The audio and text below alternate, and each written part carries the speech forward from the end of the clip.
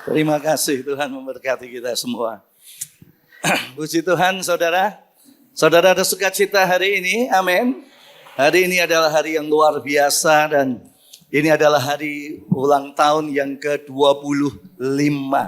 Saya teringat 26 tahun yang lalu Tuhan membawa saya ke Manado pada usia 39 tahun, saudara. Di bulan Juni saya tiba mengembalakan dan 3 bulan kemudian kita terus membuat ibadah demi ibadah. Di kota membuat gereja-gereja satelit, saudara, ya, termasuk Mapanget di sini juga ada, ya, saudara, ya. Terus sampai akhirnya kita harus fokus dalam 1 tahun ke depan, harus keluar dari kota Manado. Dan hal yang pertama yang saya pilih adalah Tondano, saudara, ya. Dan kita memulai pelayanan membuka pos PI pertama dari AFGF itu, saudara, setelah kita bergerak di dalam kota, maka untuk keluar kota adalah Tondano. Hari ini kita merayakan hari ulang tahun yang ke-25 tahun. Pada waktu tadi saya sampai, saudara, jam 5, maaf ya, mungkin bisa dikecilkan saja, tidak usah terlalu keras. Ya, nanti saya menyesuaikan suara saya. Pada waktu tadi tiba di situ, saudara, saya lihat, wah, surprise saya lihat. Hebat nih gedung ini, saudara. Coba saya ingin tanya, siapa yang saudara surprise, kagum pada waktu pertama saudara parkir? Lihat gedungnya ini. Wah, saya lihat hebat ini. Luar biasa, ya. Terima kasih juga di sini untuk Bapak Pembangunan AFGF, Pak Hengki, saudara, ya, menangani membangun ini, waduh, luar biasa. Saya percaya juga orang-orang Tondano yang akan lewat, saudara, pasti akan lihat gedung apa ini, ya, gedung apa ini. Tema kita hari ini adalah, ini saya masih bacanya, forward calling, panggilan untuk ke depan. Saya ingin mengajak saudara untuk merenungkan gereja ini ke depannya mau jadi apa. Panggilan ke depannya ini mau apa. Saya percaya gedung ini akan semakin baik, saudara. Akan baik. Hari ini kita ulang tahun, belum diresmikan. Saya yakin nanti pada saat diresmikan, ini akan luar biasa. Saya lihat seperti ini ada LED, saya yakin ini nanti lampu-lampu pasti akan ada, ya. Saya yakin, mungkin juga sudah terpasang AC, ya. Sudah ada restroomnya yang representatif. Akan lebih bagus gedung ini, saya percaya. Terus mari kita memikirkan, akan kemana ini gedung ini? Akan kemana gereja ini? Saya ingin mengajak saudara untuk merenungkan firman Tuhan yang terdapat di dalam Kisah Rasul 7 ayatnya yang ke-49. Kisah 7 ayat 49, ya coba bisa ditayangkan PowerPoint saya, saudara. Sudah? Ada? Ada PowerPoint-nya.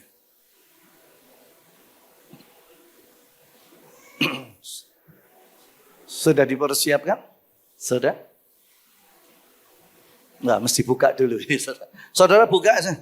Kisah Rasul 7 ayat 49. Mari kita akan baca bersama-sama Kisah 7 ayat 49. Berbunyi demikian. Sudah ketemu? Cari dulu. Kisah 7 ayatnya yang ke-49. Dan kita akan baca bersama-sama dengan suara yang keras. 2, 3. Langit adalah tahtaku dan bumi adalah tumpuan kakiku. Rumah apakah yang akan kamu dirikan bagiku? Demikian firman Tuhan. Tempat apakah yang akan menjadi perhentianku? Ada 2 kalimat, saudara, yang perlu untuk saudara garis bawahi. Adalah rumah apakah yang akan kamu dirikan bagiku? Rumah apakah? Rumah AFGF yang bagaimana yang akan dibangun untuk aku, firman Tuhan berkata. Lalu dikatakan tempat apakah yang akan menjadi perhentianku. Rumah apakah di mana aku akan hadir? Rumah apakah di tempat di mana aku akan bersemayam? Firman Tuhan berkata, malam ini untuk kita renungkan. Rumah apakah yang akan dibangun di tempat ini? Kita akan lihat saudara, rumah apa yang harus dibangun. Alkitab menjelaskan kepada kita, menuntun kepada kita. Yaitu yang pertama saudara, di dalam Yesaya 56 ayatnya yang ke-7 berbunyi demikian. PowerPoint-nya masih belum.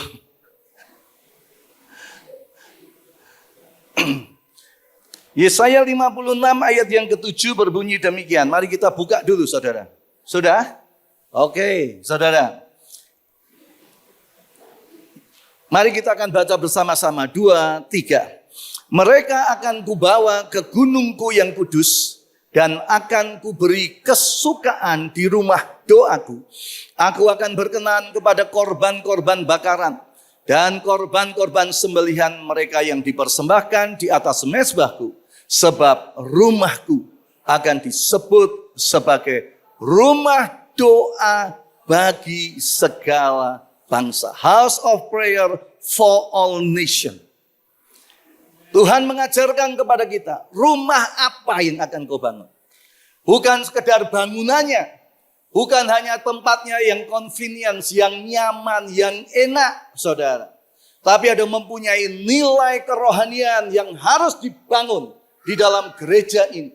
Di hari ulang tahun yang ke-25, mari kita berpikir bersama-sama, saudara. Harus menjadikan rumah ini bukan sekedar rumah yang bangunannya secara fisik enak, tetapi apa yang ada di dalam rumah ini, yaitu rumah doa. Rumahku akan disebut sebagai rumah doa for all nations. Di dalam 1 Raja-Raja 9 ayatnya yang ketiga dikatakan demikian, saudara. Next. 1 Raja-Raja 9 ayat yang ketiga. Firman Tuhan kepadaku, telah ku dengar. Bisa. Firman Tuhan kepadanya, telah ku dengar doa dan permohonanmu yang kusampaikan ke hadapanku. Aku telah menguduskan rumah yang kau dirikan ini untuk membuat namaku tinggal di sini selama-lamanya. Maka mata Tuhan dan hati Tuhan akan ada di tempat ini sepanjang masa. Saudara harus menyadari bahwa rumah ini, saudara, menjadi rumah doa dan mata dan hati Tuhan ada di tempat ini.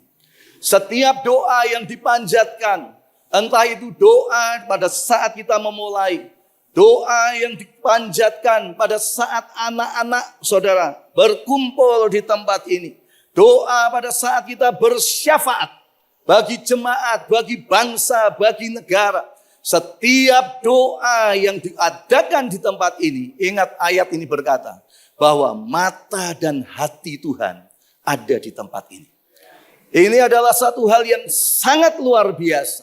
Gereja bukan berbicara tentang gedungnya, tetapi gereja berbicara tentang saya dan saudara sebagai manusia, sebagai eklesia, sebagai orang-orang yang telah dipanggil keluar dari kegelapan menuju kepada terangnya yang ajaib. Dan Tuhan ada di dalam setiap doa-doa yang kita panjatkan.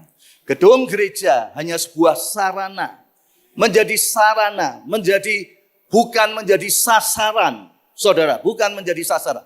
Kalau menjadi sasaran, selesai kita. Begitu ini ditahbiskan, kalau cuma sasarannya gedung gereja, saya ingin berbicara secara pribadi kepada Yoksin, kepada para pemimpin. Gereja ini bukan sasaran. Kalau sasaran, selesai. Setelah diresmikan, selesai. Tapi gedung gereja ini adalah sasaran. Sedang sasaran kita adalah people is our mission. Manusia itu yang menjadi sasaran. Manusia itu yang dibawa ke tempat ini. Manusia itu yang dilatih di tempat ini. Manusia itu yang diajar di tempat ini. Dan Tuhan memberikan saran, menghadiahkan kepada jemaat AFGF sebuah gedung yang luar biasa dan gedung ini bisa dimaksimalkan. Gedung ini menjadi rumah doa. Tuhan mendengar setiap doa-doa kita. Saya ingat saudara 26 tahun yang lalu pada saat saya datang ke Manado, ternyata saudara saya masih ingat pelayanan di Manado itu sudah ditutup ya oleh Depak, saudara, ditutup. 1 tahun 96, 97, 98 ditutup. Jadi pada waktu saya saudara datang, kaget saya. Waktu saudara Hani memberikan surat, Pastor, kita ini sudah ditutup. Waduh, kaget saudara. Hah? Saya baca suratnya gini saudara. Ya, sudah ditutup. Saudara, saat itu saudara saya masih ingat, saya hanya berdoa seperti Raja Hizkia yang membuka surat itu menghadapkan kepada Tuhan. Saya hanya berdoa, Tuhan, kalau memang Tuhan yang mengirim saya ke sini, ini bisa dibuka kembali. Terbuka kembali. Saya ingin menyaksikan Tuhan, mata dan hati Tuhan ada bagi gerejanya. Rumahku disebut sebagai rumah doa.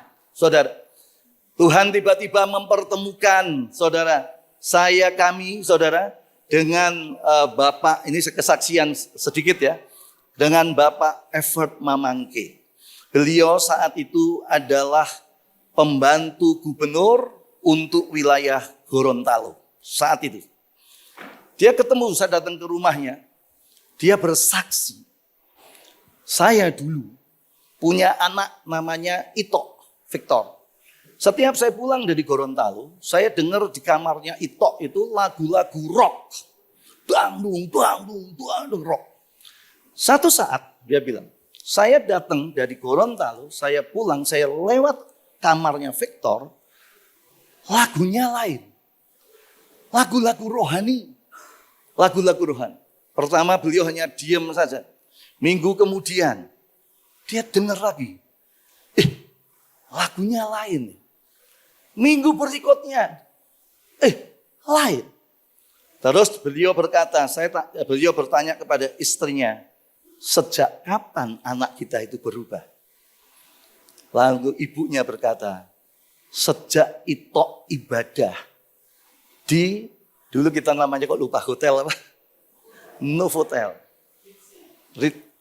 Ritzy sudah, dulu Novotel. Waktu kita tahun 98. Terus beliau berkata, gereja apa itu? Gereja apa itu? Saya mau datang. Dan benar saudara, di dalam ibadah yang kita masih di sana, di Novotel, beliau datang. Beliau bersaksi kepada saya, dari awal saya masuk, saya kaget. Anak saya berdiri di atas mimbar, menjadi singer.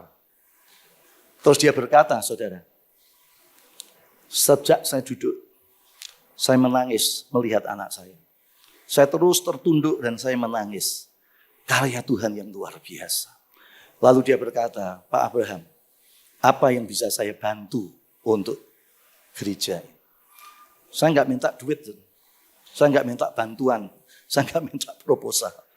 Pak, kita punya problem yaitu tentang surat istilahnya apa? Pencatatan ya.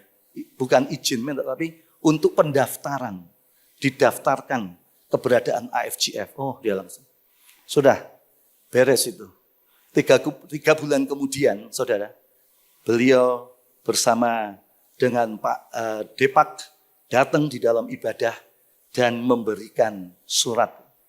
Banyak orang berkata, kamu bayar berapa? Kamu kasih berapa? Saya ngomong, saya tidak mengeluarkan uang 1 rupiah pun.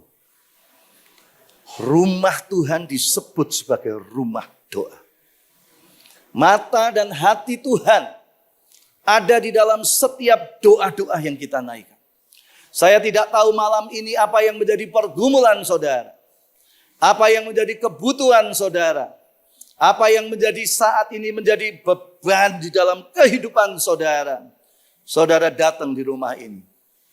Mata dan hati Tuhan ada di tempat ini. Rumah ini akan dijadikan sebagai rumah doa. Dan mata hati Tuhan akan ada di tempat ini. Yang pertama, komitmen Yoksin dan para pemimpin jemaat untuk boleh menjadikan rumah ini sebagai rumah doa. Yang kedua, saudara, panggilan ke depan AFGF Tondano bukan hanya sebagai rumah doa, tetapi yang kedua, saudara, mari kita akan lihat di dalam Yesaya 2 ayatnya yang ketiga berbunyi demikian. Dan banyak suku bangsa akan pergi serta berkata, mari kita naik ke gunung Tuhan, ke rumah Allah Yakub, ke rumah Tuhan di AFGF Tondano. Supaya ia, Tuhan, mengajar kita tentang jalan-jalannya dan supaya kita berjalan menempuhnya. Sebab dari Sion akan keluar pengajaran dan firman Tuhan dari Yerusalem. Rumah ini bukan hanya sebagai rumah doa, tapi harus menjadi rumah pengajaran. House of bread, rumah firman. Bukan hanya house of prayer, tetapi menjadi rumah roti, rumah pengajaran, rumah firman. Saya menginginkan saudara pengajaran-pengajaran yang solid, pengajaran-pengajaran yang alkitabiah, yang boleh diajarkan tempat ini. Pengajaran-pengajaran yang tidak kompromi dengan kedagingan.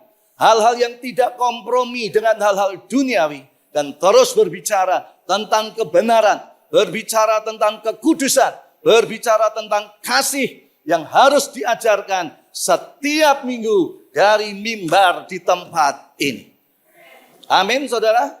Saat ini, saudara, para hamba Tuhan, kita itu seolah-olah bersaing dengan medsos. Gereja lokal harus memberikan pengajaran yang solid kepada umatnya. Di dalam medsos, saudara, entah itu YouTube, entah itu Facebook, apapun, keluar pengajaran-pengajaran. Orang-orang Kristen juga kadang-kadang membuat kita bingung. Berbicara tentang grace, tentang kasih karunia. Pengajaran tentang gereja lokal, perlu atau tidak. Pengajaran tentang persembahan. Pengajaran tentang persepuluhan. Saudara sedang bersaing. Dan jemaat, saya ingin mengatakan, saudara, YouTube bukan gembala saudara. Medsos bukan gembala saudara. Saudara harus mendengar pengajaran yang keluar dari mimbar ini. Rumah ini menjadi rumah pengajaran. Rumah akan firman Tuhan diberitakan. Saudara jangan terombang-ambing oleh angin pengajaran. Kalau saudara hanya dengar medsos, itu bukan gembalamu. Itu bukan gereja lokalmu. Saudara yang ini akan bingung. Jemaat gak boleh terombang-ambing. Tapi jemaat harus berdiri dengan teguh. Satu keyakinan, menerima pengajaran dari tempat ini. Karena rumahku akan disebut sebagai rumah pengajaran. Kita bersyukur setiap bulan kita dikasih bahan materi khotbah dari DPP 2. Artinya 2 itu saudara diarahkan. Gereja lokal kita diarahkan supaya ngerti tujuannya. Misalnya saudara kita sekarang ini sedang masuk living in integrity. Semua AFGF harus berbicara tentang itu. Saudara jangan bikin visi sendiri, jangan. Itu harus diajarkan dari pusat sampai bawah. Line of command. Pengajaran harus ngerti. DPP bukan mau ngambil semuanya, saudara cuma dikasih 2. Sedangkan 2 khotbah lainnya adalah pergumulan dari jemaat setempat. Apa yang menjadi hatinya Pastor Yoksin terhadap jemaatnya, itu yang harus disampaikan. Pengajaran-pengajaran yang sangat bagus. Amin, saudara. Semua visi-visi progresif yang Tuhan berikan kepada kita. Dan pengajaran harus keluar dari tempat ini. Tempat ini menjadi rumah pengajaran. Next, yang ketiga, akan menjadi rumah apa lagi, saudara? Di dalam Mazmur 92 ayat 13 sampai 14 berbunyi demikian. Mereka yang ditanam di bait Tuhan akan apa, saudara? Bertunas di pelataran Allah kita. Pada masa tuanya pun mereka masih berbuah menjadi gemuk dan segar. Saya ingin mengambil kesimpulan bahwa rumah ini menjadi rumah untuk berbuah. Saudara, setelah menerima pengajaran, saudara, ya kalau saya perhatikan, mereka yang ditanam dan bertunas di pelataran Allah kita, orang yang bertumbuh, tanam dan bertumbuh, bertunas, itu hubungannya dengan pribadinya sendiri. Oh, saya bertumbuh. Saya bertumbuh, saya. Tapi bagi Pastor Yoksin mungkin tidak seperti itu. Atau Pastor Yoksin berkata, saya bertumbuh. Tapi mungkin bagi Pastor Aaron berkata tidak. Jadi kalau kita ngomong, saudara, bertumbuh, itu kaitannya dengan kita sendiri. Tapi kalau di dalam ayat 14, masih berbuah sejak masa mudanya. Apa yang ditanam pengajaran itu bukan hanya bertumbuh, tetapi harus berbuah. Berbuah itu hubungannya dengan orang lain. Amin, saudara. Bertumbuh itu hanya bagi dirimu sendiri. Yang bisa menikmati, oh saya bertumbuh. Ya bertumbuh bagi dirimu sendiri. Anda bertumbuh. Tetapi Anda berbuah atau tidak? Ayat ini mengajarkan kepada kita tidak hanya bertumbuh, tapi berbuah bahkan sampai masa tua. Berbuah itu bagi orang lain. Pohon tidak akan memakan buahnya sendiri. Buah itu bukan untuk pohon, tapi untuk manusia bisa menikmati atau mungkin hewan yang akan menikmati. Buah itu, saudara, dinikmati. Demikian juga pertumbuhan iman kita ada buahnya. Buah pertobatan. Buah pertobatan itu bisa dinikmati. Oh, suamiku ya, sejak datang di AFGF, istrinya itu bisa lihat, ya ada buah pertobatannya. Anak-anaknya itu bisa lihat, oh sejak dia ada di AFGF Tondano, berubah. Ada buahnya, ada dampaknya. Dan inilah, saudara, tempat ini untuk membuat Anda berbuah. Berbuah di dalam pelayanan. Saudara diberikan karunia rohani. Temukan talenta, saudara. Saudara jangan pernah berkata, saya tidak punya talenta. Tuhan selalu memberikan talenta di dalam kehidupan kita. Ada yang 5, ada yang 2, ada yang 1. Paling tidak kalau saudara ngomong saya nggak punya talenta, coba saudara periksa diri. Temukan 1. Dan saudara bukan hanya jemaat yang aktif, tetapi harus jemaat yang melayani Tuhan. Jemaat yang bukan hanya mengaminkan khotbah. Jemaat yang bukan hanya mengaminkan kesaksian. Jemaat yang bukan hanya berkata amin, amin, amin. Tapi tidak melakukan apa-apa. Itu 0. Dan saudara sudah diberikan talenta oleh Tuhan. Temukan talenta dan berbuah. Dan gereja ini menjadi sarana untuk menerapkan buah-buah yang sudah Tuhan kerjakan di dalam kehidupan.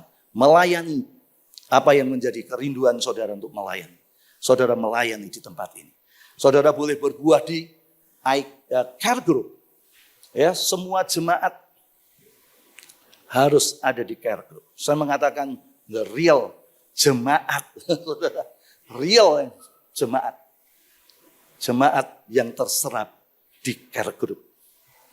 Saudara boleh bertumbuh di situ. Saudara berbuah. Saudara bisa menjadi mengajar. Saudara bisa apa, saudara? Bersaksi. Saudara bisa sharing. Saudara bisa memimpin. Semuanya dipraktekkan di situ. rumah ini akan menjadi rumah untuk berbuah. Amin, saudara. Bukan hanya bertumbuh, tetapi rumah untuk berbuah. Artinya bisa dinikmati oleh orang lain. Kalau hanya bertumbuh, itu hanya untuk dirimu sendiri. Tapi kalau berbuah, itu bagi orang lain bisa menikmati buah pelayananmu, buah pertobatan, buah apa yang kita berikan untuk Tuhan. Yang keempat, menjadi rumah apa ke depannya gereja ini? Bukan hanya sebagai rumah doa, bukan hanya sebagai rumah pengajaran, bukan hanya tempat untuk rumah untuk berbuah. Tetapi yang keempat, saudara, rumah apa saudara? Mujizat. Maka datanglah orang-orang buta dan orang-orang timpang kepadanya dalam bait Allah dan mereka disembuhkan. Kalau Tuhan ditinggikan di tempat ini, kalau Tuhan ditinggikan di bait ini, kalau Tuhan ditinggikan di bait Allah yang ada di IFGF Tondano, maka gereja ini akan menjadi jawaban dari setiap persoalan orang-orang yang ada di Tondano. Yakin menjadi jawaban, mujizat terjadi. Tadi saya katakan saya menyaksikan doa. Itu adalah sesuatu yang mujizat. Sesuatu yang luar biasa. Yang Tuhan ajarkan di dalam kehidupan kita. Sehingga rumah ini boleh menjadi jawaban dari setiap orang yang datang dan membutuhkan pertolongan. Markus 16 ayat 17. Tanda ini menyertai setiap orang percaya. Jemaat IFGF Tondano dengar baik-baik. Tanda ini menyertai setiap orang percaya. Mereka akan mengusir setan demi namamu. Mereka akan berbicara di dalam bahasa-bahasa baru. Artinya mereka akan penuh dengan Roh Kudus. Dengan tanda awal berbicara di dalam bahasa roh. Mereka ada proteksi Tuhan. Walaupun memegang ular dan meminum racun, tidak akan binasa. Itu proteksi Tuhan, perlindungan Tuhan. Waktu saudara melayani, mungkin ada orang yang mau berbuat jahat kepada saudara. Mau berbuat jahat. Saudara nggak tahu. Saudara mungkin kena opok-opok. Di fui. Saudara, ya, saudara? Santet, saudara. Dikasih racun. Saudara nggak ngerti, saudara. Nggak ngerti. Tapi proteksi Tuhan itu ada bagi orang-orang tanda ini menyertai setiap orang percaya. Tapi kalau sudah ngerti itu racun, jangan diminum. Nah, itu cari mati, saudara. Itu saudara bunuh diri, saudara. Tapi ini dalam konteks gak ngerti. Di dalam pelayanan gak ngerti. Orang berbuat jahat. Itu ada perlindungan, proteksi Tuhan. Tanda ini menyertai jemaat, saudara. Lalu dikatakan yang keempat. Mereka menumpangkan tangan atas orang sakit. Dan orang sakit menjadi sembuh. Tanda ini menyertai Anda. Dan Anda adalah gereja yang sejati. Kalau gedung ini diisi oleh orang-orang gereja yang sejati. Gereja yang sejati bukan berbicara tentang gedung. Gereja yang sejati berbicara tentang manusianya yang hidup.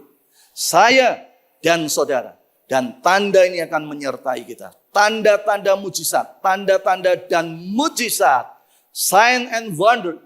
Akan menyertai kita. Sehingga kita bisa mengusir setan demi nama Tuhan. Saudara jangan pernah takut. Saudara jangan pernah berpikir, oh kalau setan itu bisanya cuma diusir oleh Pastor Yoksin. Oh bisa? No. Anda percaya nggak? Sekarang saya tanya. Anda imannya, kepercayaannya itu nyampe nggak ke ayat ini, Markus 16 ayat 17. Tanda ini menyertai setiap orang percaya. Jadi kalau kita percaya, kalau iman kita sampai ke situ, ya kita akan mengusir demi nama Tuhan, setan. Kita percaya. Saudara yang belum dipenuhkan Roh Kudus, mulai minta sama Tuhan. Karena tanda ini menyertai setiap orang percaya. Mereka akan berbicara di dalam bahasa baru. Saudara percaya, lakukan di dalam pelayanan. Ada proteksi, ada perlindungan Tuhan. Dan saudara diberikan kuasa menumpangkan tangan atas orang sakit dan orang sakit menjadi sembuh. Yakin, yakin. Kita jemaat harus diajar. Kalau Anda sakit, Anda harus berani bertindak untuk menumpangkan tangan atas dirimu sendiri. Berani. Saudara jangan tergantung hamba Tuhan. Kalau saudara rumah saudara jaraknya 10 km, saudara nunggu Pastor Yoksin, butuh waktu 30 menit sampai. Kalau saudara sudah sesak nafas, nunggu 30 menit,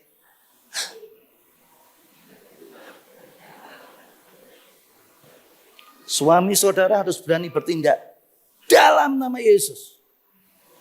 Aku ikat penyakit ini. Tuhan memberikan kunci kepada kita otoritas. Apa yang aku ikat di dunia, terikat di surga. Itu sebabnya aku ikat setiap sakit penyakit. Dan di surga mengikat penyakit itu. Lalu kita melepaskan, menjadi sembuh dalam nama Yesus. Menjadi sehat, menjadi kuat. Dan apa yang kita lepaskan di dunia ini, terlepas di surga. Saudara harus perlu mengalami hal ini. Sehingga kekristenanmu tidak tergantung pada orang lain. Saudara harus berani mempraktekkan. Aduh pastor, saya sudah berkali-kali kok gak sembuh-sembuh. Ya nanti minta Pastor Yoksin saudara. Untuk boleh mengunjungi dan mendoakan saudara. Tapi saudara harus berani bertindak. Tanda ini menyertai setiap orang percaya. Sign and wonder. Tanda dan mujizat akan menyertai setiap orang percaya. Rumah ini menjadi rumah mujizat. Yang terakhir. Rumah ini kedepannya akan menjadi apa saudara? Menjadi rumah pujian. Tetapi ketika imam-imam kepala dan ahli-ahli Taurat melihat mujizat-mujizat yang dibuat Tuhan itu, dan anak-anak yang berseru dalam bait Allah, Hosana bagi anak Daud. Hati mereka jengkel, ahli-ahli Taurat. Lalu mereka berkata kepadanya, engkau dengar apa yang dikatakan anak-anak ini? Kata Yesus kepada mereka, aku dengar. Belum pernahkah kamu baca dari mulut bayi-bayi dan anak-anak yang menyusu, engkau telah menyediakan puji-pujian. Puji-pujian itu sudah ada sejak bayi. Tapi pujian ini keluar pada saat anak-anak melihat mujizat.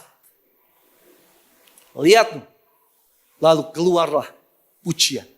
Demikian juga saya rindu saudara memuji Tuhan itu. Bukan karena tuntutan agamawi sebagai orang Kristen.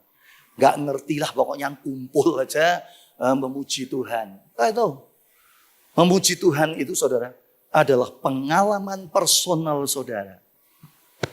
Benar Tuhan ini baik. Benar Tuhan menolong aku. Benar Tuhan itu memelihara aku. Itu keluar dari hati yang dialami sendiri. Itu baru keluar pujian yang sejati. Bukan karena tuntutan agamawi kita sebagai orang Kristen. Minggu harus beribadah, nyamannya nyanyi, ya nyanyi saja. Tapi ya begitu saja, gitu saudara. Tapi kalau saudara ngalami dalam hidupmu, pujianmu itu beda. Amin saudara. Saya tidak membedakan lagu himne atau lagu karismatik, no. Sama saja, sama.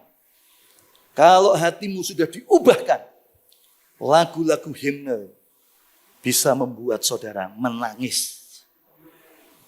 Lagu-lagu himne itu mempunyai nilai teologi yang luar biasa. Tapi kadang-kadang saudara kita lewat saja enteng. Karena memang kita nggak ngalami, belum ngalami. Ya udah cuma lewat begitu aja. Tapi kalau saudara benar udah ngalami, nyanyi itu lagu demi lagu. Kata demi kata, kalimat demi kalimat. Benar Tuhan. Makanya jangan heran. Orang nyanyi kok bisa nangis. Kenapa? Orang nyanyi kok bisa nangis? Kenapa?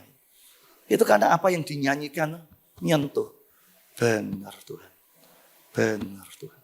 Saya menginginkan setiap pujian di gereja kita masing-masing IFGF. Pada waktu kita nyanyi jemaat. Benar Tuhan. Amin Tuhan. Benar. Keluar pujian. Dan rumah ini menjadi rumah pujian. Panggilan ke depan dari gereja ini bukan sekedar fisik, tapi harus memimpin kita. Saudara Pastor Yoksin harus mempunyai tugas para pemimpin. Membawa gereja ini menjadi rumah doa. Menjadi rumah pengajaran. Menjadi rumah mujizat. Menjadi rumah apalagi saudara? Pujian. Menjadi rumah untuk jemaat berbuah. Mempraktekkan karunia-karunia yang Tuhan telah berikan kepada umatnya. Amin. Tuhan memberkati kita semua saudara.